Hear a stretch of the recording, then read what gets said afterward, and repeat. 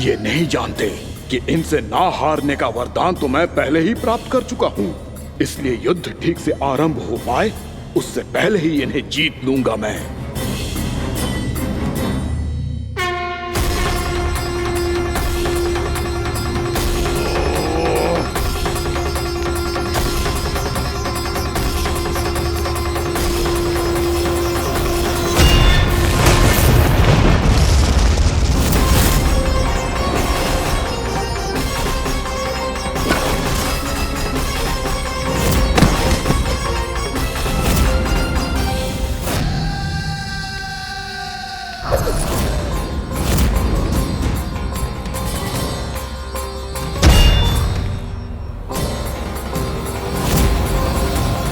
और इस प्रकार ये युद्ध वर्षों वर्षों तक चलता रहो। दोनों योद्धा पूरे ब्रह्मांड में अनेक अस्त्रों शस्त्रों के साथ युद्ध करते रहे।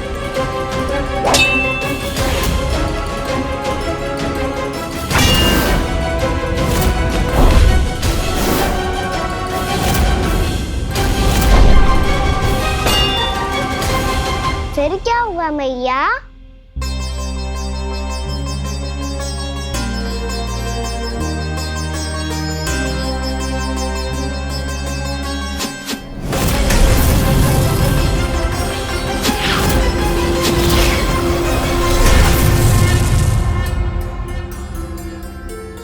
उस युद्ध को कभी समाप्त हुआ हो, पर कैसे? शीघ्र ही वो राक्षस थक गौ लल्ला।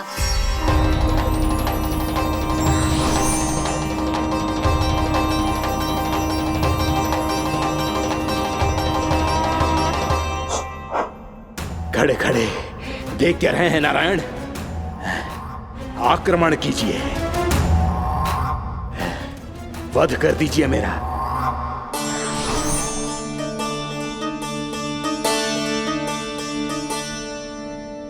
मैं तुम्हारी वीरता से प्रभावित हूं,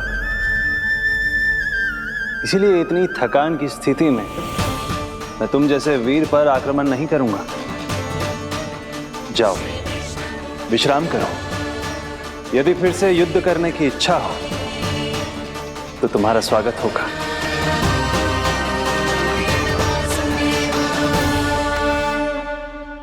ये कह के श्री नारायण बद्रिका आश्रम चले गए और वहां हिमवत नाम की एक कंदरा में ध्यान लगा के बैठ गए। उधर वो राक्षस विश्राम करने लगो।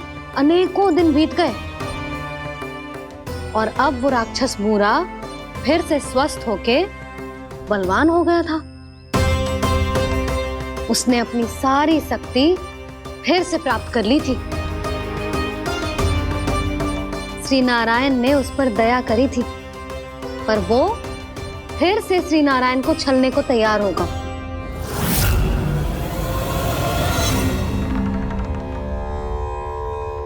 ध्यान में बैठे बैठे श्री नारायण योग निद्रा में चले गए, पर दुष्ट मूरा इसी अवसर का लाभ उठा के उनकी कंदरा में घुस आयो ताकि वो सोते हुए श्री नारायण पे आक्रमण कर सके।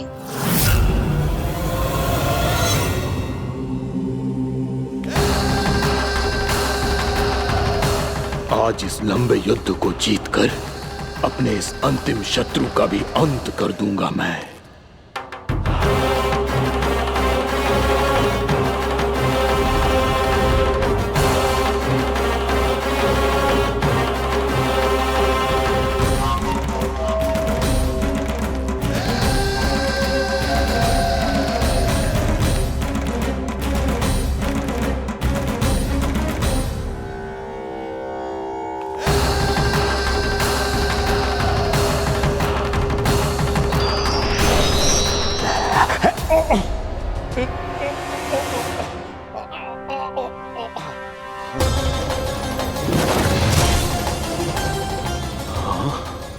दुष्ट राक्षस, प्रभु ने तुझ पर दया की, तुझे संभलने का अवसर दिया। तू इन्हीं पर ही छल से वार करने चला है।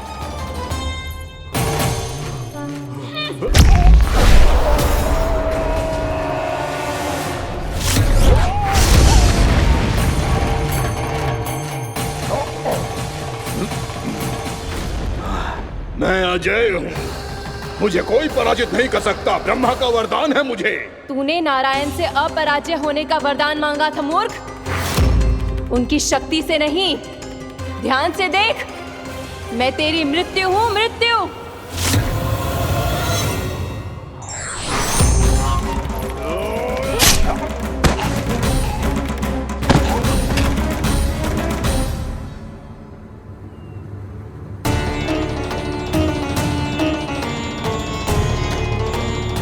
वो देवी कौन थी छोटी माँ? और कौन बलराम, वही तो थी देवी एकादशी।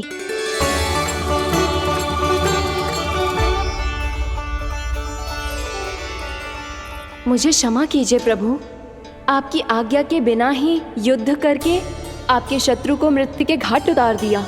क्षमा नहीं, आपकी तो प्रशंसा होनी चाहिए देवी। असुर राज को मारकर आपने सभी देवताओं को मुक्त करवाया है। इस पापी के अहंकार से तीनों लोकों की रक्षा की है आपने। आप एकादशी की तिथि पर मेरी एकादश इंद्रियों से उत्पन्न हुई हैं। इसीलिए मेरे सभी भक्त आपको उत्पन्न एकादशी के नाम से जानेंगे। सभी तिथियों में आपका स्थान सर्वश्रेष्ठ होगा। जिस तरह आपने राक्षस के आक्रमण से मेरी रक्षा की है, उसी प्रकार एकादशी के दिन व्रत करके जो भी भक्त आपकी कथा सुनेगा, मैं स्वयं उसकी रक्षा करूंगा। जो आपकी पूजा करेगा, उसे मेरी विशेष कृपा प्राप्त होगी और उसके साथ साथ उसे मिलेगा धन, सिद्धि और मोक्ष।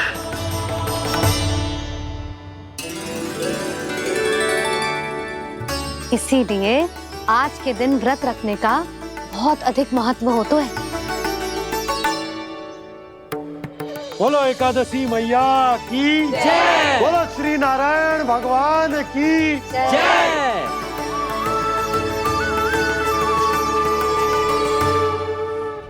प्रभु की कृपा से एकादशी का महत्व भी पता चल गो और मेरा व्रत भी सफल होगा।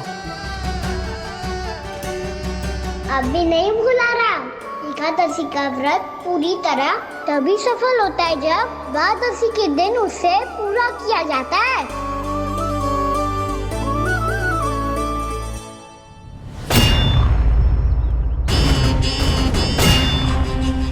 आवश्यक है आपको यह आभास होना कि उस विष्णु अवतार को पराजित करने के लिए आपके साधारण योद्धाओं में वो सामर्थ्य नहीं है। वो विष्णु अवतार कुछ अधिक ही असाधारण है।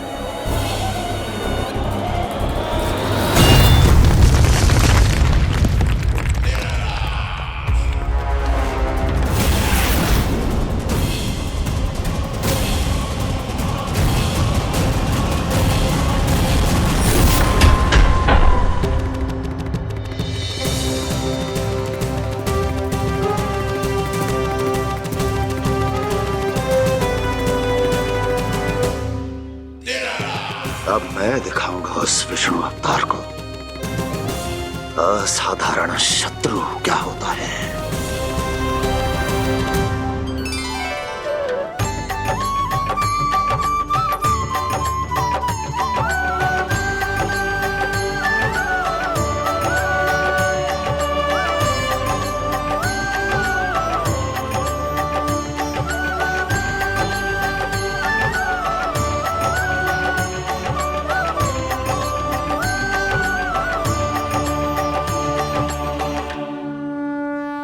मामा अधीर हो रहे हैं, पर मैया ने मुझे अभी तक बाहर जाने की आज्ञा नहीं दी है।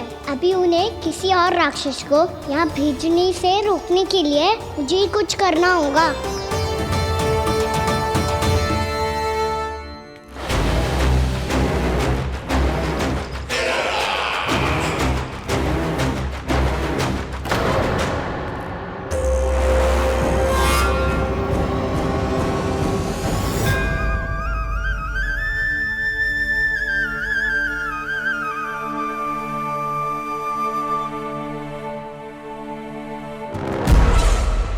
कौन हो तुम?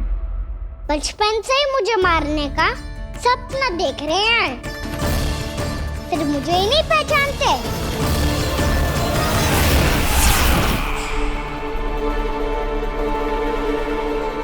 बचपन से विष्णु अवतार। कोई कान्हा बुलाता है तो कोई मुरलीधर पुकारता है,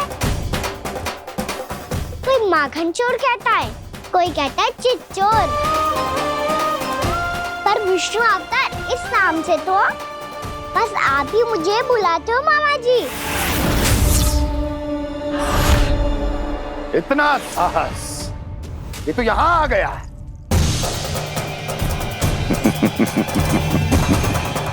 यहाँ आ तो गया तू विष्णु अवतार, किंतु यहाँ से जीवित नहीं जाएगा। तेरे इस शीश को तेरे धड़ से अलग कर दूंगा मैं।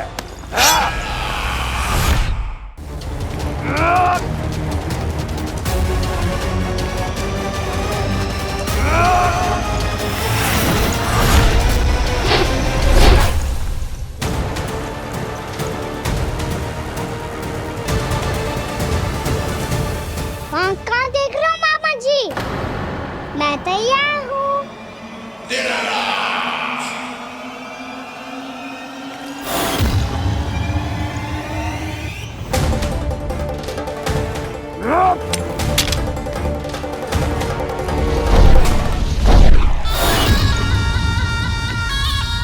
मामा जी, आप सदैव इसी तरह क्रोध में रहते हो क्या?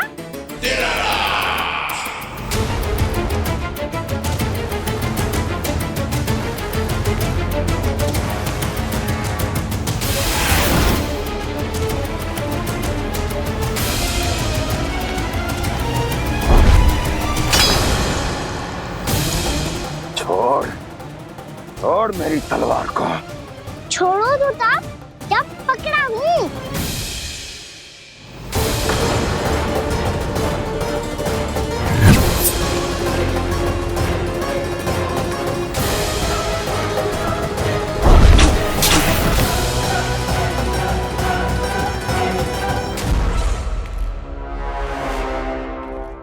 मामा जी,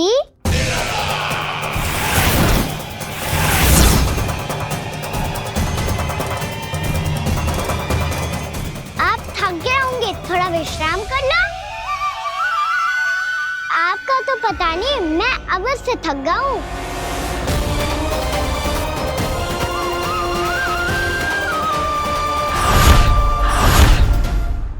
मेरे सिंहासन पर बैठने का तू साहस? अभी तो बस अभ्यास कर रहा था मामा जी। भविष्य में मुझे तो बैठना है यहाँ। आपने बल प्रयोग करके से अपने पिताजी से छीना था, मैं आज छीन लूंगा। जो छल और बल से लिया जाए वो अधिक समय तक टिकता नहीं है मामा जी।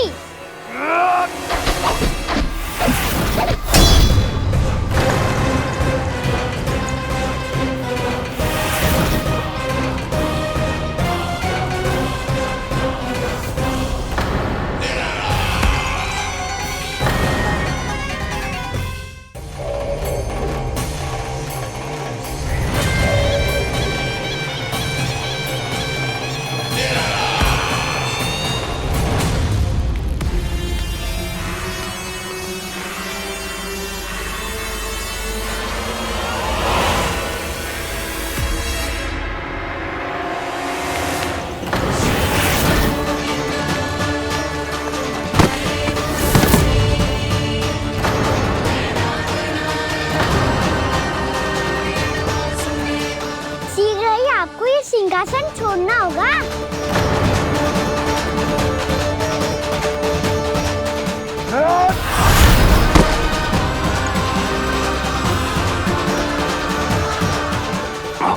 वो मेरा सिंहासन छीनना चाहता। वो आ रहा है, वो आ रहा है। सैनिकों! दुर्जन, बंद कर दो सभी द्वार और झरोखे, सब के सब। इसकी हर संभावना पर इतना कड़ा पहरा बिठा दो कि ना तो कोई महल के भीतर आ सके, ना कोई बाहर जा सके। मुझे महल की चप्पे चप्पे की सूचना चाहिए। जाओ।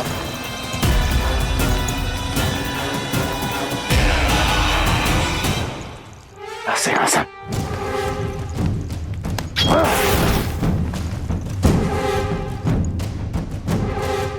अब आ, दुष्ट मायावी, ए छलिया विष्णु अवतार, मैं कंस तेरी प्रतीक्षा कर रहा हूं। आ,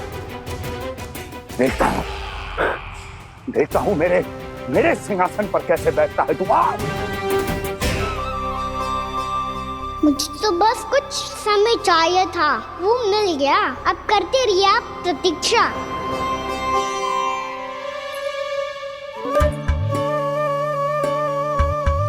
जी अपने आप से बातें क्यों कर रहे हैं जी?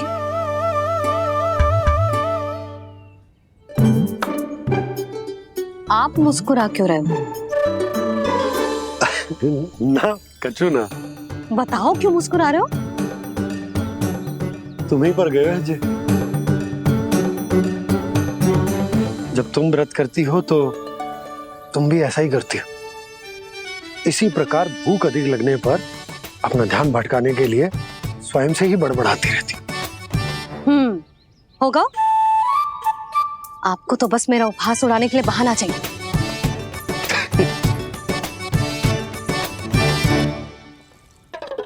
लल्ला, भूख लगी है? ना मैया, व्रत करे तो भूख कैसे लगेगी?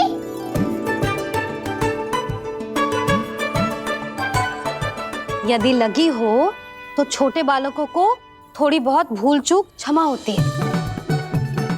कछु ना तो फल तो तू खा ही सकते है। अब तो पूरे नियम और विधि विधान से व्रत तोड़ूंगा। कल द्वादशी के सुबह मुहूर्त के अनुसार। ठीक।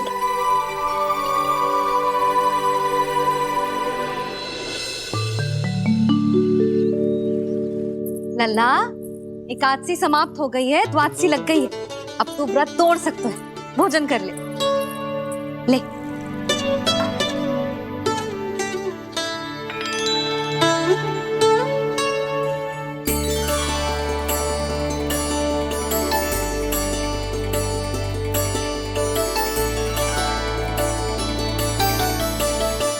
आज तो कार्य कर लीजिएगा। मैं ना चाहती कि सब गांव वाले फिर से आपका उपहास उड़ाएं। अरे, इसी क्षण कार्य आरंभ करना आवश्यक ना है। कुछ खा तो लो। कल भी पूरे दिन व्रत में रहे, अब तो कुछ खा लो। ना, अभी बिल्कुल भूख ना है। और हाँ भगवान, तुम्हें चिंता करने की आवश्यकता नहीं है। आज मैं किसी को भी 2 शब्द कहने का अवसर नहीं दूंगा। अरे, कुछ खाओगे पियोगे नहीं तो कैसे रहोगे?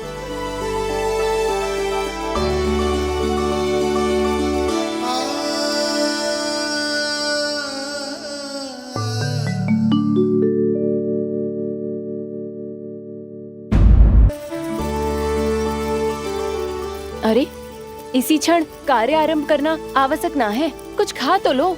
ना, अभी बिल्कुल भूख ना है। और हाँ भगवान, तुम्हें चिंता करने की आवश्यकता नहीं है। आज मैं किसी को भी 2 शब्द कहने का अवसर नहीं दूंगा।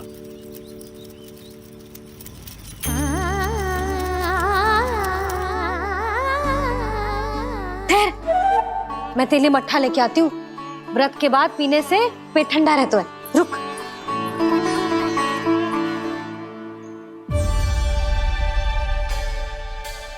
भक्तों ने अभी तक व्रत नहीं तोड़ा है, मैं कैसे तोड़ लूं? भूख कहाँ से होगी? श्री हरि नाम से पेट तो भर लेते हो। श्री हरि, श्री हरि, श्री हरि।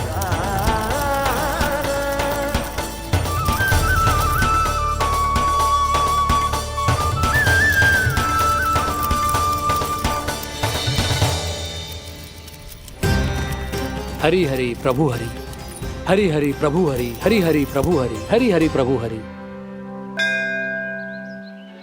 कल से अन्न का एक दाना ना गो है पेट में। अब क्या व्रत तुड़वाने भी आपके प्रभु ही आएंगे? अब क्या व्रत तुड़वाने भी आपके प्रभु ही आएंगे? मैया,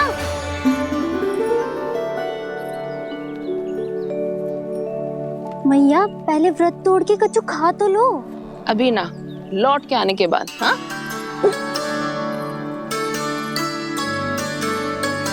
बलराम, ठहरो पुत्र, पहले कुछ खा लो। व्रत तोड़ना आवश्यक होता है। मैया ने एकादशी का महत्व बताया। लगता है मुझे सबको द्वादशी पर व्रत तोड़ने समाप्त करने का महत्व बताना होगा। हरि हरि हरि हरि हरि मेरे हरि।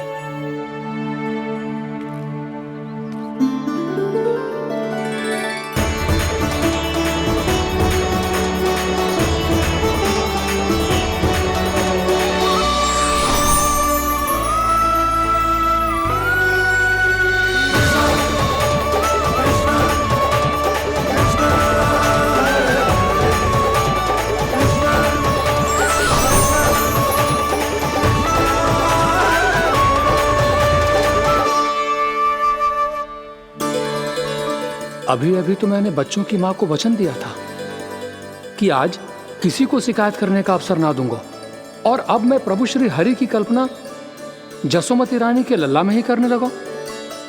ना ना, ये ठीक ना है।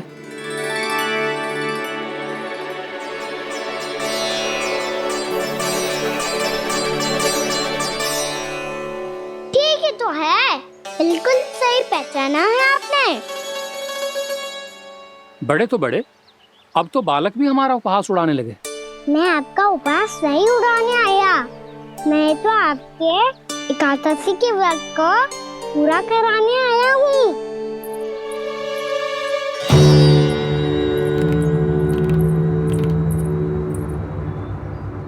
कान्हा,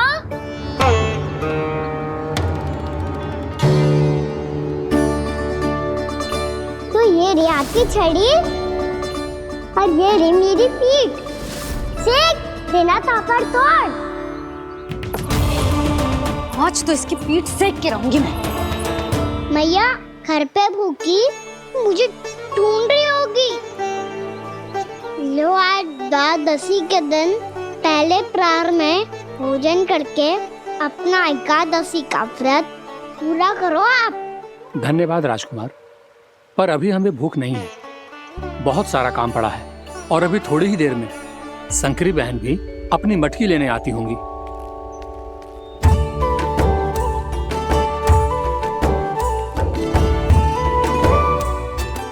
पर मैं आपका व्रत पूरा कराए बिना नहीं जा सकता।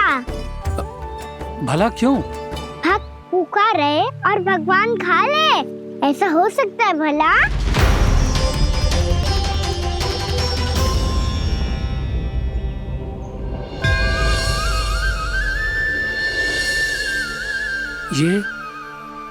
ये कैसा भ्रम हो रहा है मुझे? मुझे लगता है अपना काम करना चाहिए।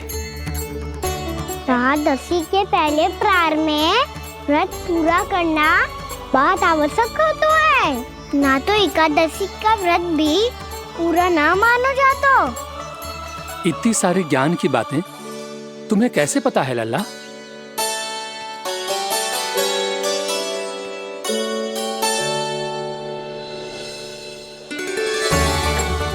जैसे एकादशी की कथा होती है, वैसे द्वादशी की महिमा भी एक बहुत महत्वपूर्ण कथा है।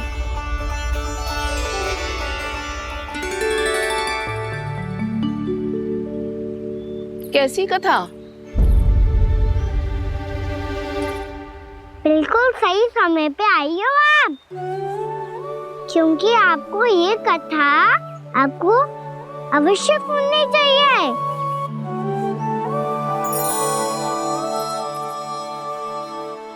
मुझे क्यों? पहले सुन तो लिया, फिर स्वयं ही पता चल जाएगा। बहुत समय पहले एक राजा हुआ करते थे, राजा अम्बरीश। भगवान श्री हरि के बहुत बड़े भक्त हैं।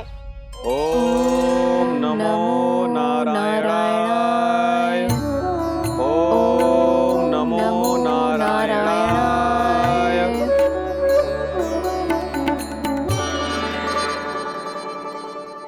नेक पुण्य के काम करते थे वो। अपनी पत्नी के साथ हरि का नाम जपते रहते थे। उन्होंने 12 माह एकादशी का व्रत करो, निर्जल पास किया, और जब उनकी 12वीं एकादशी का व्रत द्वादशी के दिन तोड़ने का समय हुआ, तभी महर्षि दुर्वासा अपनी 100 शिष्यों के साथ उनके महल में पधारे।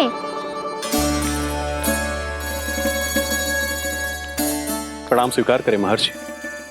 आप जैसे महान ऋषि मेरे राज्यसभा में आए, वो भी ऐसे अवसर पर जब मैं और मेरी पत्नी निरंतर 12 एकादशियों के बाद अंतिम एकादशी का व्रत तोड़ेंगे। इससे बड़े सौभाग्य की क्या बात हो सकती है हमारे लिए। आज आपके साथ साथ मेरा और मेरे शिष्यों का एकादशी व्रत भी पूरा होगा। संभव है प्रभु की इच्छा यही हो कि हम सब अपना व्रत एक साथ तोड़ें। ये तो अत्यधिक प्रसन्नता की बात है महर्षि। तो फिर ठीक है, हम सब यात्रा से थके हैं। व्रत तोड़ने से पहले हम स्नान करना चाहते हैं। जैसी आपकी इच्छा महर्षि। जब तक आप लोग लौटेंगे तब तक आपके सारे प्रबंध यहाँ हो चुके होंगे।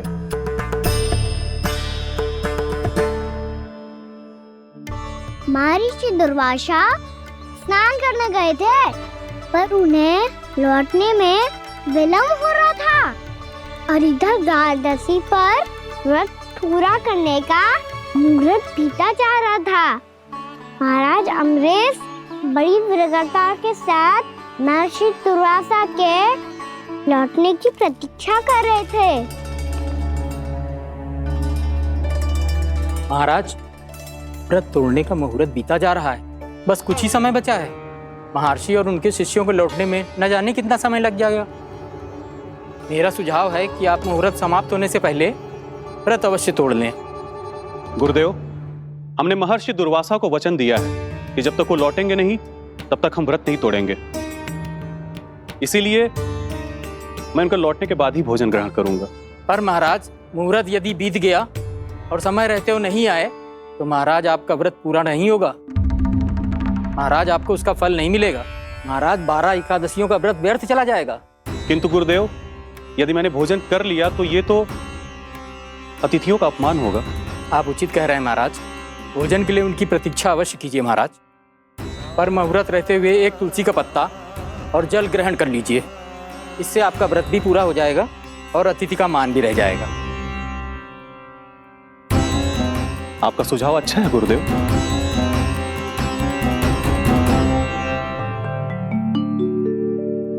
जैसे ही महाराज ने तुलसी का पत्ता खाया, वैसे ही महर्षि दुर्वासा लौट आए। महाराज,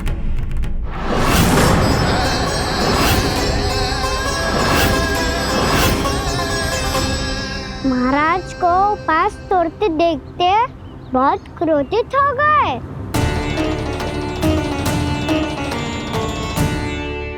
बहुत बड़े भक्त हैं आप, परंतु आप ये नहीं जानते अपने अतिथियों के साथ कैसा व्यवहार करना चाहिए। आपने हमें साथ भोजन करने का वचन दिया था, पर अपना व्रत क्यों तोड़ा आपने? महर्षि, मैंने भोजन नहीं ग्रहण किया। कहीं मुहूर्त न निकल जाए इस कारण मैंने एक तुलसी का पत्ता ग्रहण कर लिया। 56 भोग खाया हो या एक पत्ता, अपना व्रत तोड़कर अतिथियों का अपमान किया है, मेरा अपमान किया है। अब आपको दंड भोगना होगा ताकि आप सीख पाएं कि अतिथियों के साथ कैसा व्यवहार होना चाहिए। महर्षि, आप जो भी दंड मुझे देंगे मुझे स्वीकार है, किंतु आप क्रोधित मत होइए। क्रोध का कारण आपने दिया है महाराज। एक महर्षि का अपमान करके राक्षसी प्रवृत्ति का परिचय दिया है आपने। इसीलिए अब एक राक्षसी आपको दंड देगी।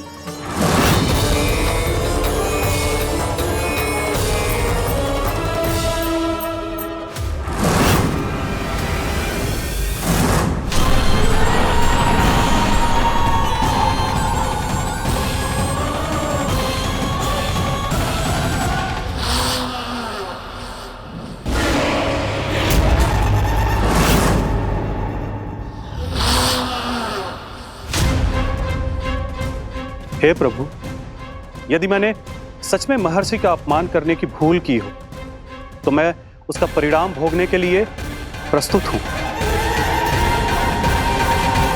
ओम नमो नारायणाय, ओम नमो नारायणाय नमः। महर्षि दुर्वासा को ये आभास ही नहीं था कि महाराज अम्बरीश ने उनका अपमान नहीं किया था। फिर भी उसे अपमान मान के वो श्री नारायण के भक्त पे संदेह कर रहे थे। मैंने भी तो भोला राम की भक्ति पे संदेह किया था। हे नारायण, ये क्या पाप हो गया मुझसे? संदेह किसी अपमान से कम ना हो तो, और भगवान सब सह सकते हैं, पर उनके प्रिय भक्तों का अपमान सहन ना कर सकते। इसीलिए उन्होंने अस्त्रक्षेप करने का निर्णय लिया।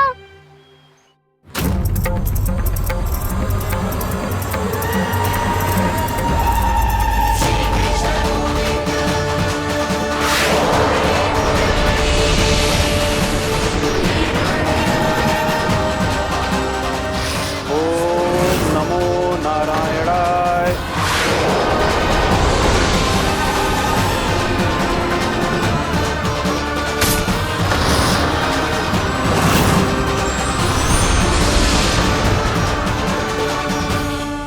और फिर भगवान का वो सुदर्शन चक्र महर्षि दुर्वासा के पीछे पड़ गया। ये चक्र तो मेरी ओर बढ़ रहा है। ओम नमो नारायणाय। ये कैसे संभव हो सकता है? कोई रोको इसे, कोई रोको इसे।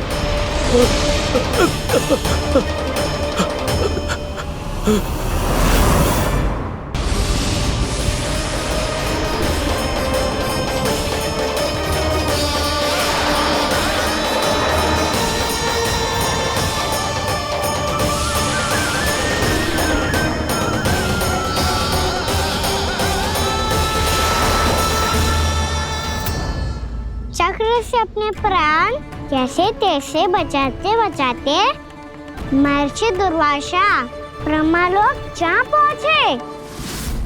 ब्रह्मदेव, रक्षा कीजिए। ब्रह्मदेव, सहायता कीजिए। मुझे बचाइए ब्रह्मदेव, रक्षा कीजिए। ये सुदर्शन चक्र मेरे प्राणों के पीछे पड़ गया है। मुझे बचाइए ब्रह्मदेव, मुझे बचाइए। महर्षि, मैं चाहकर भी आपकी सहायता नहीं कर सकता। ऐसी स्थिति में यदि कोई कुछ कर सकते हैं तो वो हैं सुदर्शन चक्र के स्वामी विष्णु, क्योंकि सृष्टि में केवल वही है जो इसे नियंत्रित कर सकते हैं। वो ही इसे वापस लौटने का आदेश देकर आपके प्राणों पर छाए हुए संकट को दूर कर सकते हैं। किंतु हां, मैं सुदर्शन चक्र से इतना अवश्य कहूंगा कि जब तक आप विष्णु लोक में पहुंच नहीं जाते, वो आपको किसी भी प्रकार की हानि ना पहुंचाए। आपका बहुत बहुत धन्यवाद। आपकी सदा ही जय हो।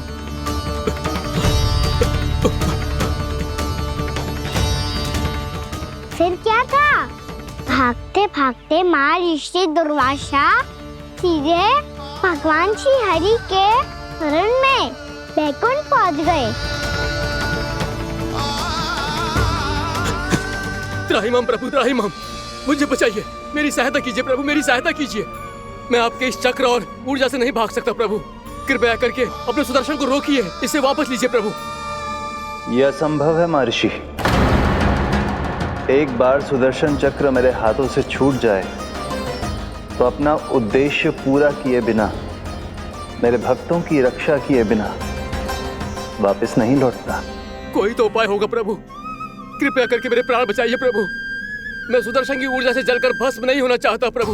आप जो कहेंगे मैं करूंगा प्रभु। मेरी सहायता कीजिए प्रभु, मेरी सहायता कीजिए। मुझे नहीं लगता कि आप वो कर पाएंगे। मैं अवश्य करूंगा। मैं अपनी प्राण रक्षा के लिए कुछ भी करूंगा प्रभु।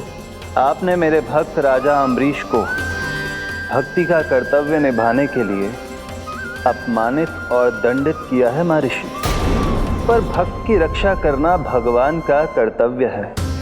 इसलिए यदि आप भक्त राजा अम्बरीश के पास जाकर क्षमा याचना करें और यदि वो आपको क्षमा कर दे तो ही ये चक्र आपके प्राण लिए बिना लौट सकता है। अन्यथा आप तो जानते हैं महर्षि, मेरे भक्त का अपमान मेरा अपमान। भक्त का अपमान भगवान के अपमान से कम ना हो तो है। महर्षि दुर्वासा को भी ये बात समझ आई और फिर उन्होंने महाराज अम्बरीश से क्षमा याचना की। महाराज महाराज महाराज महाराज महाराज मुझे क्षमा करें महाराज, मुझसे बहुत बड़ी भूल हो गई महाराज, मुझसे बहुत बड़ी भूल हो गई महाराज। महर्षि, आप हमारे चरण छुए ये उचित नहीं। महाराज महाराज अम्बरीश, आप नारायण के सच्चे भक्त हैं। मैंने आपको अपमानित किया, दंडित करने का प्रयास किया महाराज। इस अपराध के लिए मुझे क्षमा कीजिए महाराज, और इस सुदर्शन चक्र से मेरे प्राण बचाइए महाराज।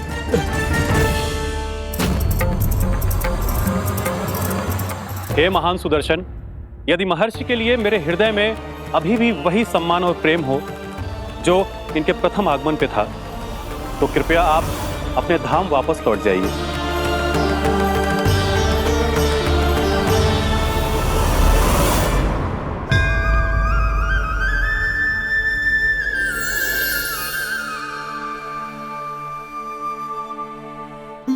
आपका बहुत बहुत धन्यवाद महाराज अम्बरीश। मैं आपको आशीर्वाद देता हूं कि आप देवराज इंद्र के समान शक्तिशाली हों। आपकी कीर्ति का पताका 10 दिशाओं में फहराए। मेरी बस एक ही इच्छा है महर्षि, कि मैं आपके साथ अपना उपवास तोड़ सकूं। अवश्य महाराज, हम सब भोजन आपके साथ करेंगे और अपने आप को नारायण की सेवा में अर्पित करके व्रत को पूरा करेंगे, क्योंकि आज जो यहाँ हुआ है उससे सिद्ध हो चुका है कि एकादशी व्रत का फल द्वादशी की सुबह भोजन करने से ही प्राप्त होता है। इस कथा से हमें पता चलता है कि सभी को द्वादशी के सुबह भर पेट भोजन करके एकादशी का व्रत पूरा करना चाहिए। और दूसरी बात, भगवान की सच्ची भक्ति अपमान कभी ना करना चाहिए। उनके साथ सदैव प्रेम से व्यवहार करना चाहिए। यही भगवान को सबसे अधिक प्रिय है। भैया भोला राम, मैंने भी श्री हरि पे तुम्हारे विश्वास का उपहास उड़ाया था, मुझे क्षमा कर दो। ना ना, आप क्षमा मांगकर मुझे लज्जित मत करो, आप तो मेरी बहन जैसी हैं। जब महर्षि दुर्वासा जैसे महान ऋषि को भी प्रभु के भक्त से क्षमा मांगनी पड़ी, तो मैं तो बहुत ही तुच्छ हूँ। मुझे आपकी किसी भी बात का बुरा ना लगा। पर पता है प्रभु को कौन सी बात कब बुरा रखता है? कौन सी बात? जब उनका भक्त भूखा रहे, हमें भी अपना व्रत पूरा ना करे। और जैसा कि आप सभी ने अभी कथा से सीखो है, एकादशी के व्रत को द्वादशी की सुबह अवश्य पूरा करना चाहिए। अब आप जाओ, अपना व्रत पूरा करो।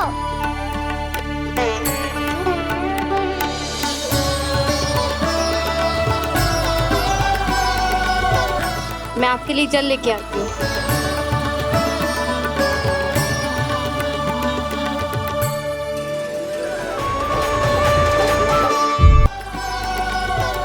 मैं आपके लिए जल लेके आती हूँ।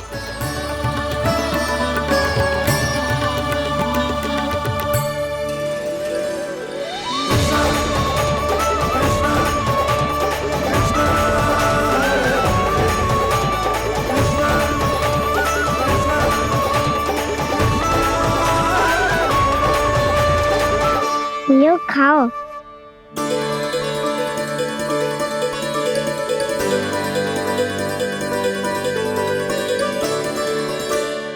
कान्हा,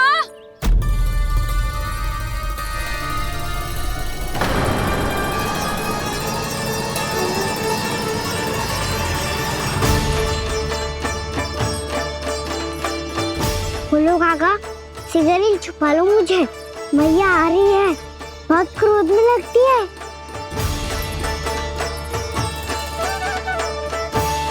आज तो बहुत दंड मिलेगा।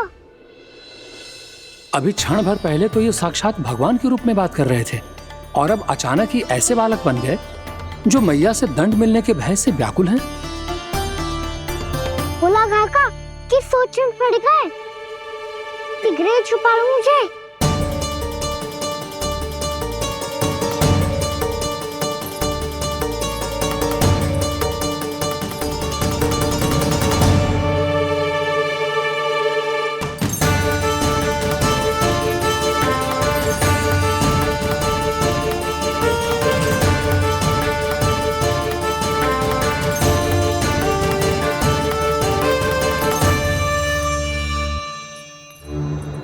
भोलानाथ जी, कान्हा को देखो है क्या? मैंने तो अपने प्रभु को देखा है। मैं अपने लल्ला को ढूंढ रही हूँ, उसे देखो है आपने? वही तो मैं भी कह रहा हूँ जसोदा रानी, मैंने सिर्फ और सिर्फ अपने प्रभु को देखा है। ये तो अब भी अपनी भक्ति में ही खोया हुआ है, इससे पूछ के कछु लाभ ना है, मुझे ही ढूंढना पड़ेगा।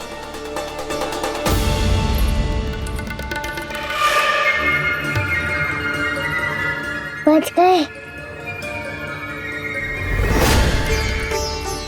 शंकरी मौसी, कान्हा को देखो है क्या कहीं?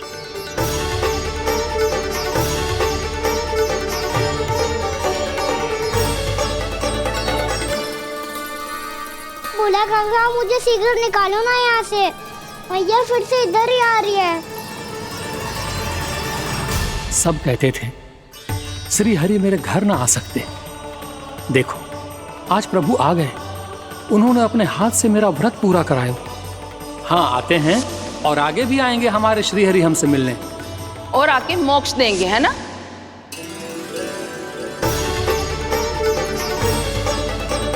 सिगरेट निकालो ना बोला काका, मैया आ रही है। मैं ना निकालूं? मेरा अर्थ है मैं निकालूंगा, अवश्य निकालूंगा, पर तब तक नहीं निकालूंगा जब तक आप मेरी सारी बातें मान नहीं लेते हैं। कौन सी बात? प्रभु मुझे मोक्ष प्रदान कर दीजिए प्रभु। तथास्तु। ना ना ना प्रभु, मेरे साथ साथ मेरे परिवार को भी मोक्ष दे दीजिए। तथास्तु। अब तो निकाल दो, मैया देख लेंगी। ना प्रभु, मेरे परिवार के साथ मुझसे जुड़ी हुई हर वस्तु, जीव जंतु, प्राणी, गाय बैल भैंस, सभी को मोक्ष प्रदान कर दीजिए प्रभु। तथास्तु। प्रभु आप सच में अद्भुत हैं। मैंने जो मांगा आपने बिना सोचे समझे सब प्रदान किया। मैं ही अपनी मांगे बढ़ाता रहा। प्रभु प्रभु मुझे क्षमा कर दीजिए, प्रभु मुझे क्षमा कर दीजिए।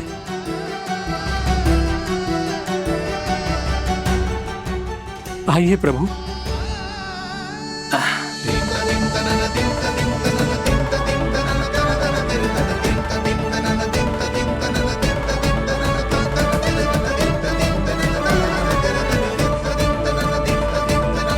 प्रभु आप तो प्रभु हो, हरि हो, भगवान हो। आप चाहते तो इस मटके से स्वयं निकलकर बाहर आ सकते थे, फिर मेरी आपने हर इच्छा क्यों पूरी की? क्योंकि मेरे भक्त की इच्छा पूरी करने में मुझे भी प्रसन्नता मिलती है। ना तो मैं अपने भक्तों का अपमान सह सकता हूँ और ना ही उनकी इच्छा अधूरी रहने दे सकता हूँ।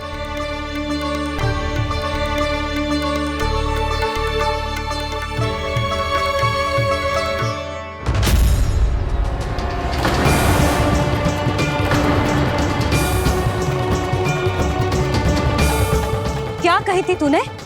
हाँ, कि तू फिर से छल ना करेगा।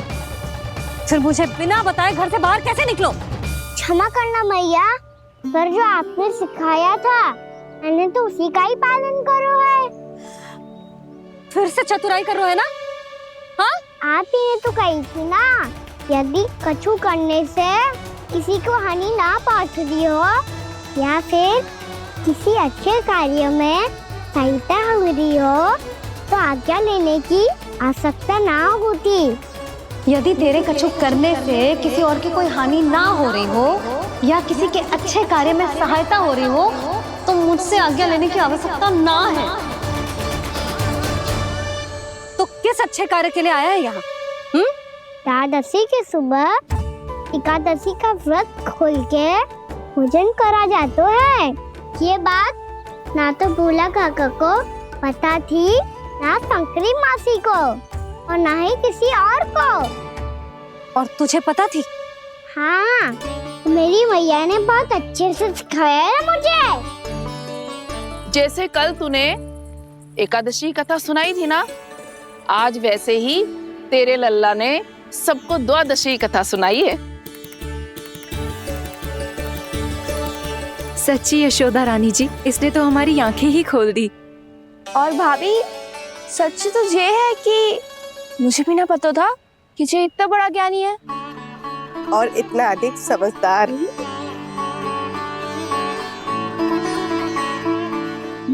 द्वादशी की कथा? वो तो मैंने इसे कभी सुना ही ना है। फिर इसे कैसे पता थी?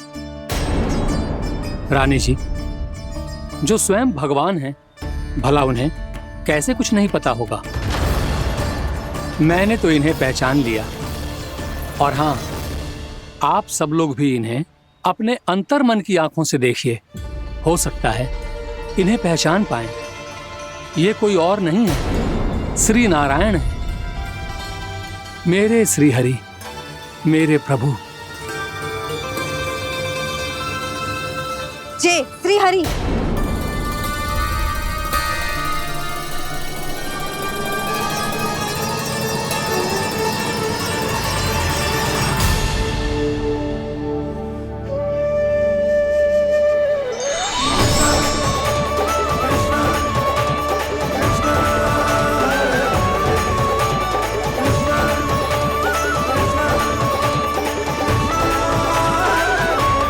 ये क्या कर दिया भोला? जिस रास्ते को मैंने इतनी कठिनाई से बचा के रखा था, सबके सामने उसे उजागर कर दिया तुमने।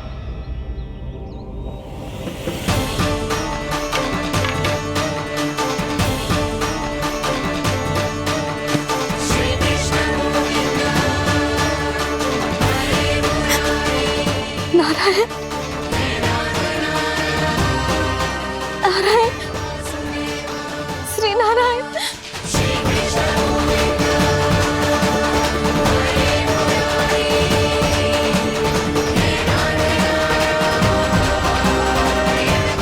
श्री नारायण।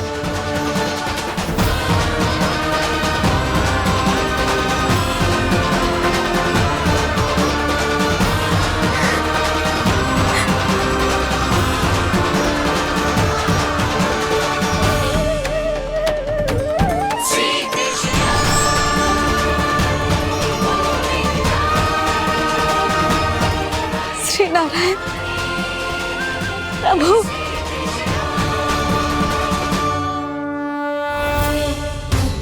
जिस रास्ते को इतने जत्न से संभाल के रखा था, आज वो सबके सामने खुल गया। और तो और मेरा भेद मैया को भी पता चल गया। बाबा सब कहते रहे पर मैंने एक न मानी। सबने कही थी कि आप भगवान हैं, पर मैं मूर्ख आपको पहचान ही ना पाई। कितनी अभागी हूं मैं।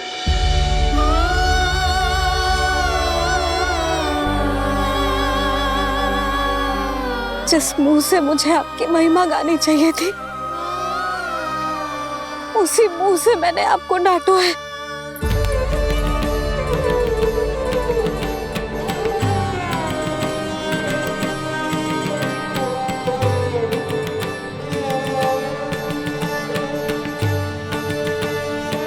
जिन हाथों से मुझे आपके चरण छूने चाहिए थे, उन हाथों से मैंने आपके कान पकड़े।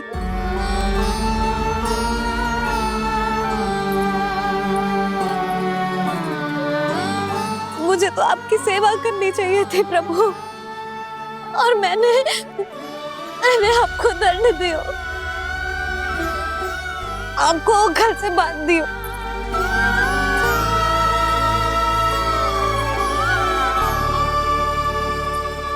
बावली हो गई थी प्रभु। अपने श्री नारायण को, अपने प्रभु को एक साधारण सा बालक समझ लियो मैंने। मैं आपके लिए भगवान नहीं हूँ मैया, साधारण बालक ही हूँ, बस आपका लल्ला। बुद्धि भ्रष्ट हो गई थी, भूल पर भूल करती चली गई। आज भी आपके पीछे पीछे छड़ी लेकर दौड़े चले आए।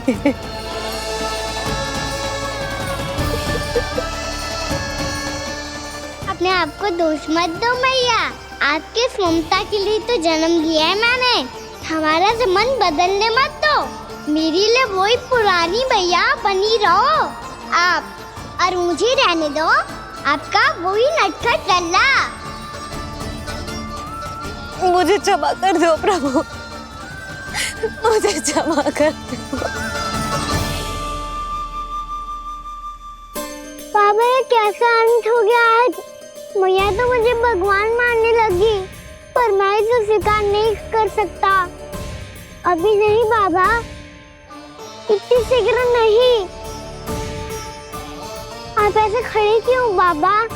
कुछ ऐसा करो ना कि मैया फिर से मेरे मैया बन जाए। उनकी दृष्टि में भक्ति नहीं, ममता चाहिए मुझे।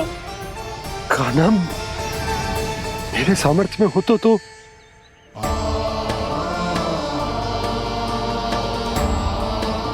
दाऊ, आप तो बड़े भाई हो, अपने छोटे भाई की सहायता करो ना, जिससे मैया सब कुछ भूल जाए। मैं क्या कर सकता हूँ कान्हा? कोई तो सहायता करो मेरी।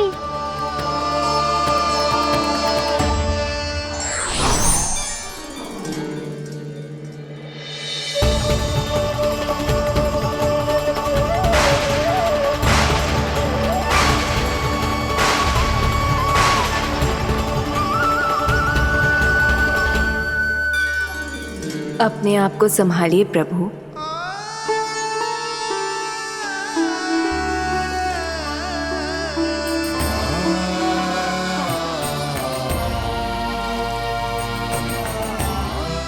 देखो ये क्या हो गया, भैया को सब पता चल गया। अभी तो मुझे मैया की ममता का शौक पूरी तरह मिला ही नहीं था। योग माया,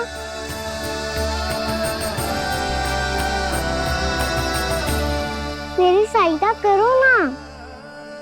कितनी अद्भुत है ममता की शक्ति। भगवान को भी एक साधारण बालक बना देती है। बालक की बना रहना चाहता हूँ मैं, नहीं चाहता दिव्य होना, नहीं चाहता भगवान बनना। बस मैया की गोद में रहकर ममता की रस से सेम को भिगोना चाहता हूँ। इनकी डांट फटकार का सुख पाना चाहता हूँ। कुछ भी करे योग माया, पर इन सबको भुला दो मेरा सत्य।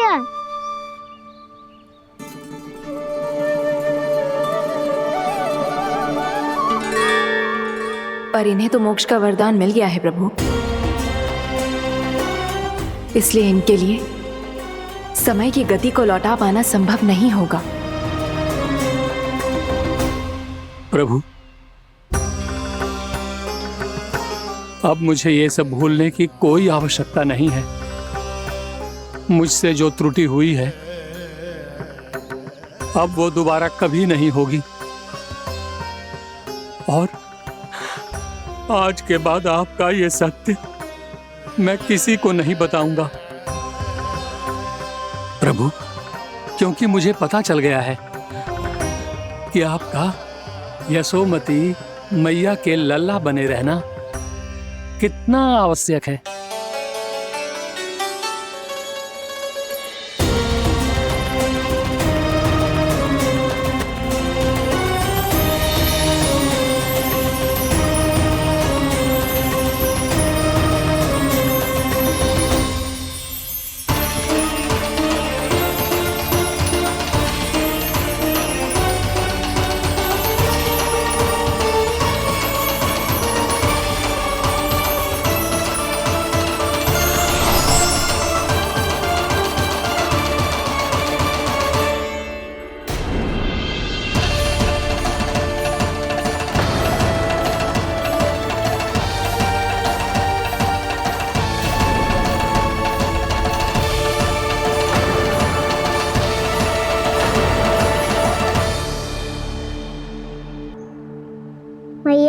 छड़ी। पहले चुपके से भाग जा तो है, फिर स्वयं ही छड़ी भी पकड़ा रहे हैं? नटखट कहीं का। हंसी आ रही है? अरे किस बात पे इतनी हंसी आ रही है रे? हाँ?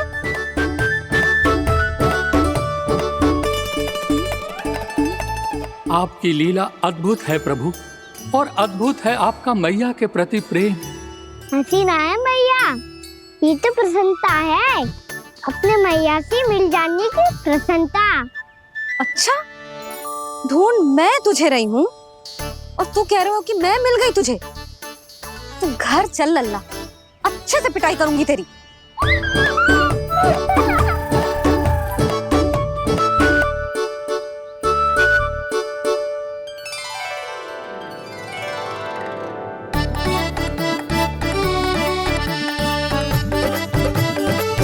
जब पिटाई से गाल लाल होंगे ना तेरे, तब हंसी बंद होगी तेरी। चल।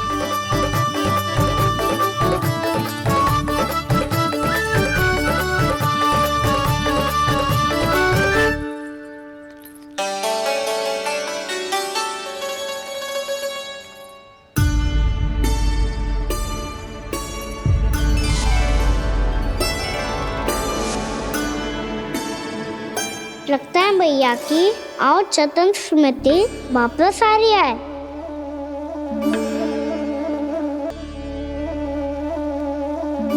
यशोदा, क्या होगो? ना कछु ना। आपको बताऊंगी तो और हंसेंगे मुझ पे। बोल दो, मैं उपास ना उड़ाऊं, सच्ची। देखो देखो इसे कैसे हंस रहे हैं। मेरे हाथ में छड़ी है, मैया क्रोधित है, पर जे तनिक में भय ना लग रहा है ऐसे? हाँ, हंसे जा रहे हैं।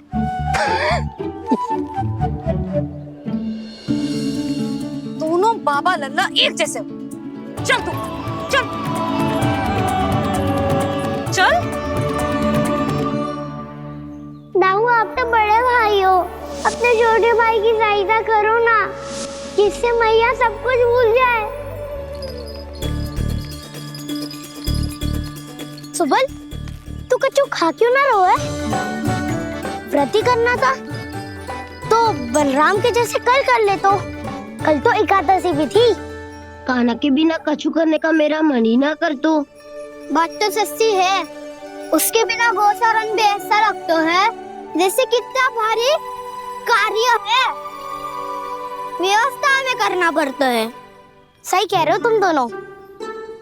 मैं तो गोपालक भी इसलिए बना था ताकि कान्हा के संग खेलने को मिल जाए। बलराम तो हमारा सगा कम और मुख्य अधिक है।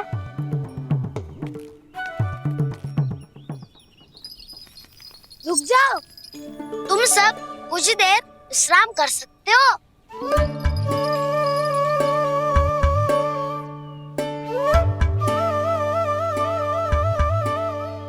तू बोल। ना मैं ना बोलूंगा, तुम दोनों ही बोलो। और तुम सबका सखा पहले हूँ और टोली का मुखिया बाद में, इसलिए घबराने की आवश्यकता नहीं है। जो भी बात है बिना हिचक बता सकते हो मुझे। तो फिर कुछ ऐसा करो ना कि कान्हा फिर से हमारे साथ गोचारण करने के लिए आने लगे।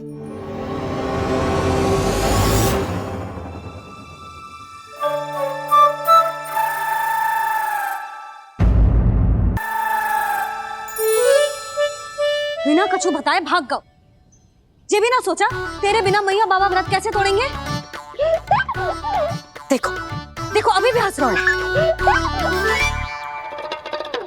क्या होगा ऐसे? रुक, प्रसाद लेके आती हूँ।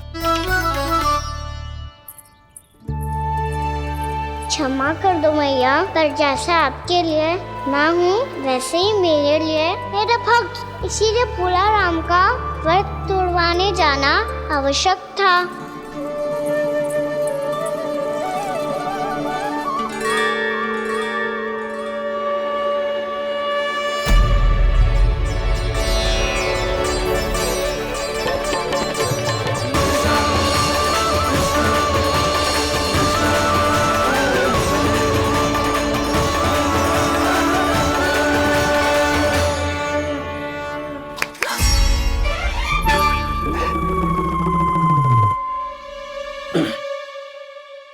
सुधा फिर से खो गई तुम।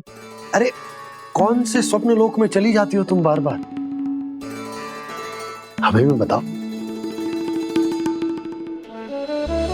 माया का प्रभाव ममता पर अधिक समय तक नहीं रह पाता प्रभु। अरे बोलो ना यशोदा, क्या सोच रही थी?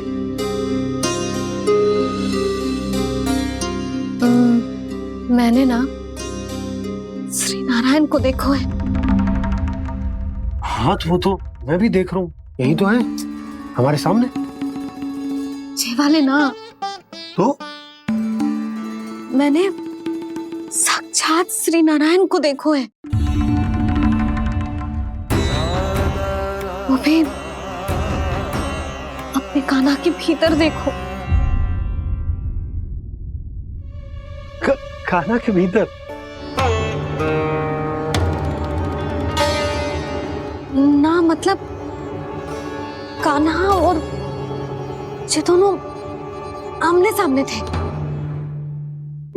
मैं कुछ समझो ना यशोदा। नारायण और कान्हा दोनों आमने सामने थे? ना, मेरे कहने का अर्थ है कि कान्हा और श्री नारायण एक दूसरे के आगे पीछे थे। अच्छा, तो मतलब श्री नारायण आगे थे और कान्हा पीछे था। पर अगर कान्हा पीछे था तो तुमने कैसे देखा? ओहो, कान्हा आगे था, श्री नारायण पीछे थे।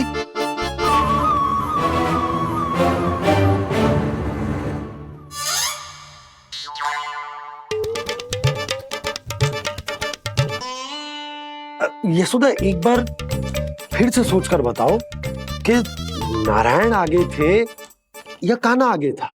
ठीक से याद करो। बहुत बता तो रही हूँ जी, थोड़ी धुंधली धुंधली सी स्मृति है। बाबा, इससे पहले कि उनके संदेह की अग्नि स्मृति की वायु पाकर और भड़क जाए, कुछ भी करो पर बुझाओ इसे। स्वप्न देखो है तुमने? हाँ, संभव है स्वप्न ही था। पर यदि स्वप्न था तो सुबह सुबह उठते ही उसकी स्मृति क्यों ना आई? अब क्यों आ रही है उसकी स्मृति? और वो भी तब से जब से मैं भोनाराम के यहाँ से कान्हा को लेके आई हूँ। और जब मैं गई थी तो छड़ी मेरे हाथ में थी, पर फिर कान्हा ने मुझे छड़ी दी और मैं बैठी हुई थी। इस बीच कछु तो हुआ है। भैया की अचेतन स्मृति वापस आ रही है। अब मुझे ही कुछ करना होगा। मुझे लगता है जी, जब मैं वहाँ गई ना, भैया व्रत पूरा करने का सुबह मुहूर्त निकल जाएगा और अब तो भूख भी बहुत तीव्र लग रही है। हे नारायण, मैं तो भूल ही गई कि लल्ला भी तो कल से भूखा है।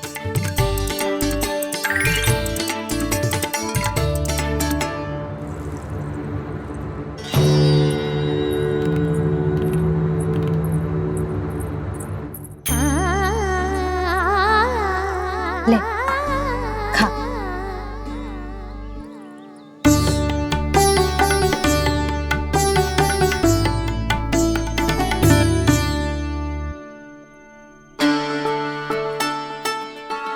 संतान की चिंता में सब कुछ भुला दे, ऐसी ही होती है ममता।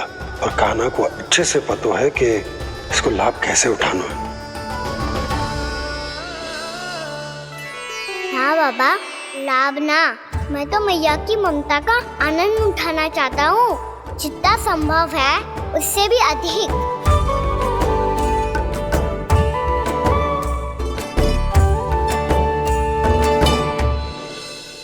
बलराम, कान्हा को फिर से गौचारण आने के लिए केवल तू ही मना सकते है।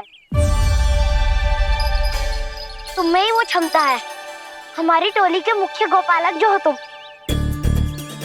हाँ, और कान्हा के दाव भी तो हो तुम। हाँ, वो तुमको मना ना कर पाएगा। तुझे छोटा होने के नाते तुम्हारे आदेश का पालन तो करना ही चाहिए कान्हा को। चिंता मत करो सखा, मैं कछु कहूँ और कान्हा ना माने ये तो संभव ही ना है।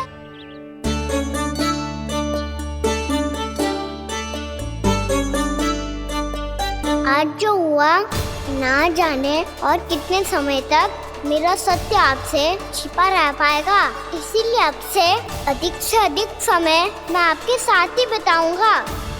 मैंने कह दिया तो समझ लो, पत्थर पे रेखा खिंच गई। कल से कान्हा हम सबके साथ अवश्य आएगा। अपना सारा समय हमारे साथ बिताएगा वो।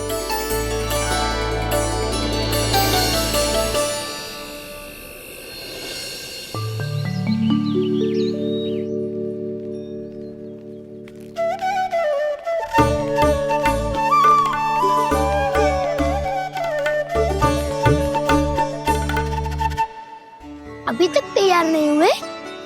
तैयार? गौचारण के लिए चलना है ना, तुम्हें लेने आया हूँ।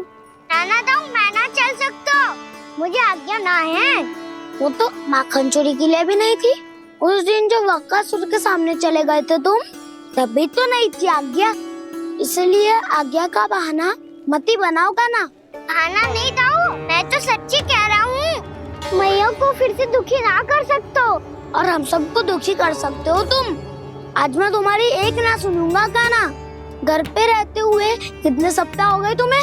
तुम गोपालक हो कान्हा, गोपालन करना तुम्हारा दायित्व है। आज तुम्हें हमारे साथ चलना ही पड़ेगा। ना दाऊ, मैं ना चल पाऊंगा। बलराम, तुम तो कह रहे थे कि कान्हा तुम्हारी हर बात मानता है, पर इसने तो बड़े भाई का अनादर कर दिया। रुक जाओ कान्हा, सत्य बताओ, तुम छोटी माँ के कारण वन नहीं चल रहे हो? या अब तुम्हें हमारे साथ रहना ही अच्छा नहीं लगता? कहीं ऐसा तो नहीं गौचारण में तुम्हारी रुचि समाप्त हो गई हो? ना दाऊ, ऐसा कछु ना है। मुझे गौचारण की बात प्रिय है और आप सबका साथ भी। तो फिर वन चलने में क्या समस्या है तुम्हें? अपने दाऊ की बात मान लो और चलो चुपचाप। मैंने सबको वचन दिया है कि तुम हम सबके साथ चलोगे। पर दाऊ, मैंने भैया को भी वचन दिया है कि मैं नहीं जाऊंगा। इसका अर्थ है कि मेरे वचन का कोई मूल नहीं है। मैं तुमसे बड़ा हूँ कान्हा, तुम्हें मेरी आज्ञा माननी चाहिए। मुझे भी तो वचन दिया था तुमने। दाऊ, आप समझ क्यों आ रहे? मैंने कहा ना, मैं नहीं जा सकता। रुक जाओ कान्हा।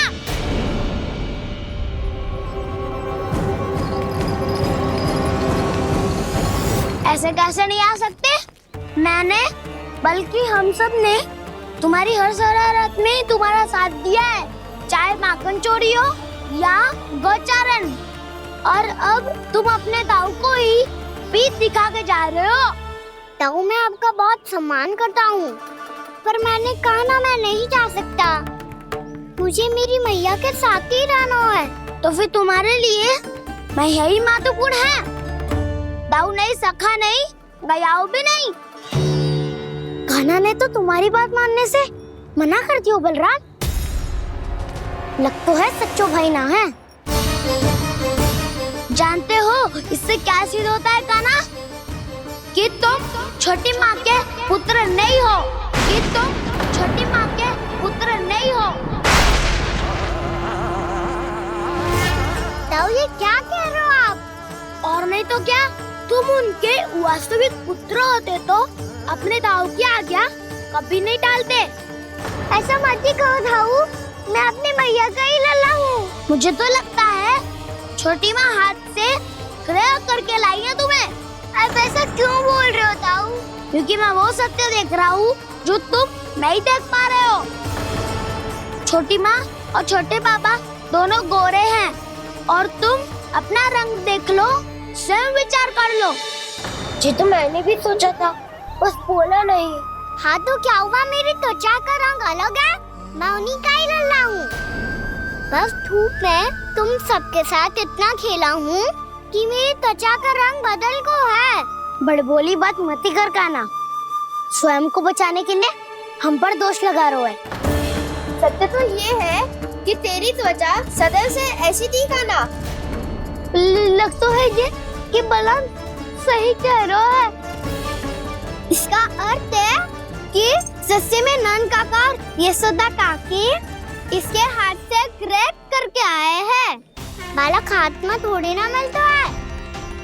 हमारे घर में जो बछड़ा है उसको तो मेरे बाबा हाथ से ही लाए थे, पर मुझे हाथ से कोई ना लायो है। मैं अपनी मैया का ही लल्ला हूँ, यशोमती मैया का नंदाला ही हूँ मैं। तुम्हें वन चलना है तो चलो या फिर मत चलो, पर छोटी माँ और छोटे बाबा का लल्ला बनने का स्वांग करने की कोई आवश्यकता नहीं है।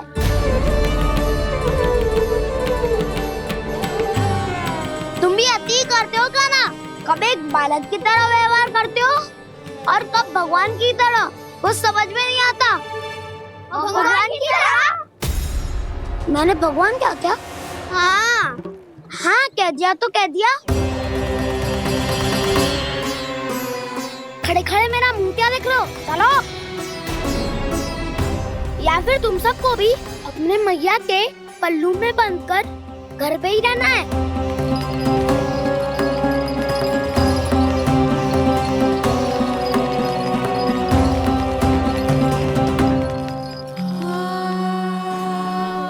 जानते हो इससे क्या सिद्ध होता है काना? कि तुम छोटी माँ के पुत्र नहीं हो, कि तुम छोटी माँ के पुत्र नहीं हो।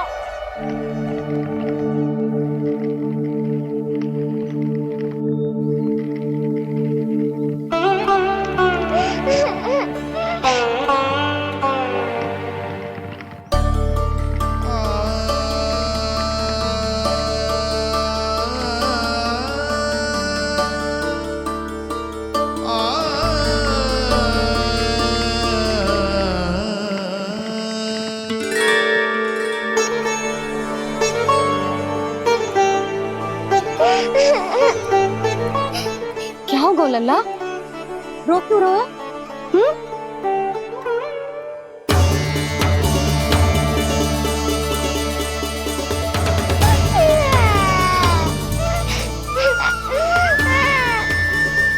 अरे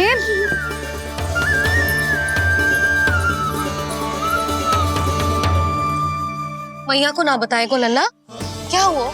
हाँ लल्ला,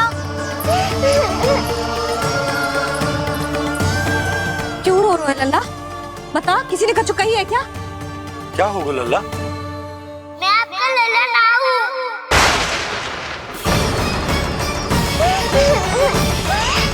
ऐसा क्यों कह रहे हो तू? क्या होगा? आपका भी लल्ला ना हूँ मैं।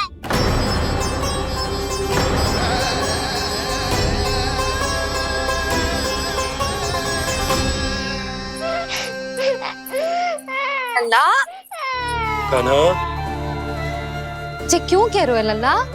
मुझे पता चल गया है, मैं आप दोनों का लल्ला ना हूँ।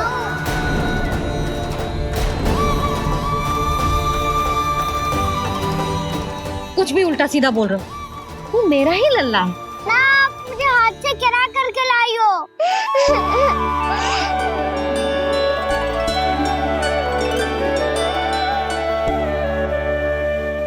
लल्ला, तुझे किसने कही कि हाट में बालक मिलते हैं?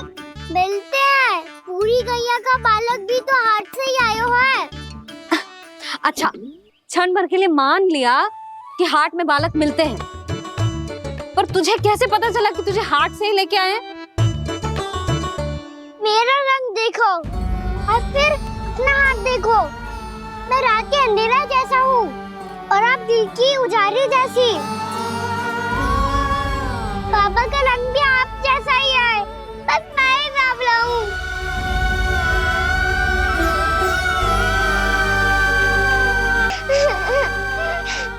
उससे क्या अंतर पड़ता है लल्ला? पर तो मैं तभी तो दाऊ अन्य सभी सखाओ ने ऐसा कहा। इस बात पर ध्यान मत ही दे। माँ की ममता और बाबा का स्नेह, इसका कोई रंग ना हो तो है लल्ला? तो फिर आप ही बताओ, मैया क्यों गोरी और मैं क्यों काला? हाट से आया क्रय सुन हो गए कृष्ण धीर, मैया गोरी बाबा गोरे। लल्ला मैं क्यों तू चल मेरे साथ, अभी सिद्ध हो जाएगा कि तू मेरा ही लल्ला है। चल।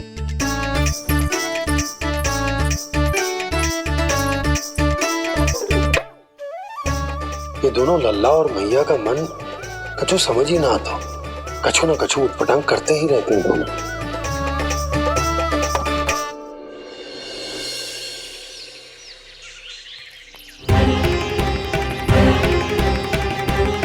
मैया ऐसे ले जा रही है मुझे, कहाँ और क्यों?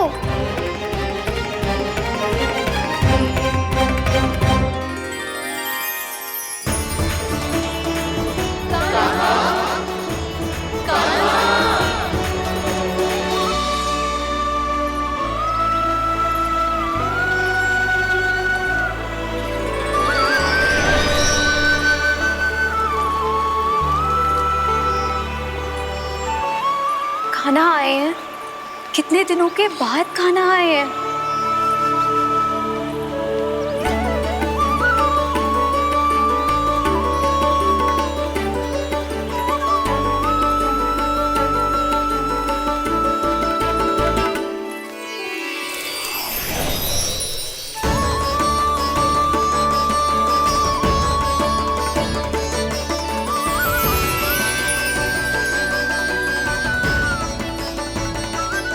आंखें पथरा गई थी मार्ग देखते देखते। आज बहुत दिनों के बाद आपके दर्शन करके मेरे वन का और मेरे मन का कोना कोना जैसे खेल उठा हो। बलराम, तुम्हारी योजना का भी कोई लाभ ना हो। योजना बना के छल में फंसाना मुझे नहीं आता। इस सब में तो केवल कान्हा ही प्रवीण है। कल उसने यशोदा काकी से हम सबकी शिकायत कर दी तो ले लग तो है कर ही दी, वो देखो। आजा।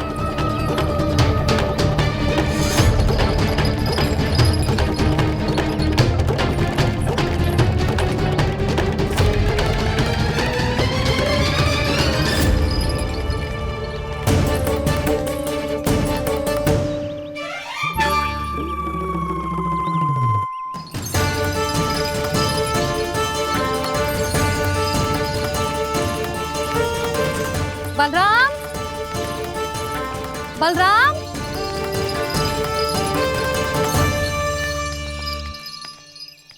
जे बसंती कहाँ है?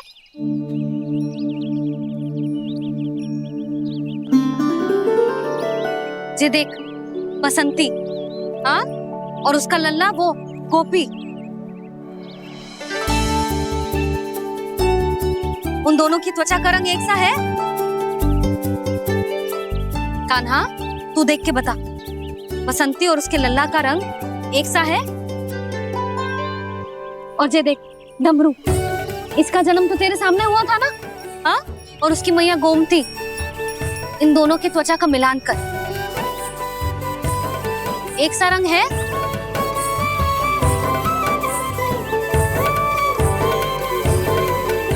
सब के सब गोपालक सामने आओ।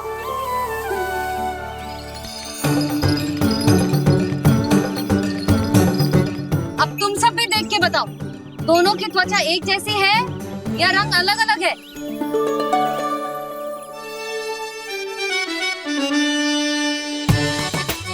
अलग अलग है। श्रीदामा, तेरी गैया, जे देख सुबह, उन दोनों का रंग एक सा है कि अलग अलग?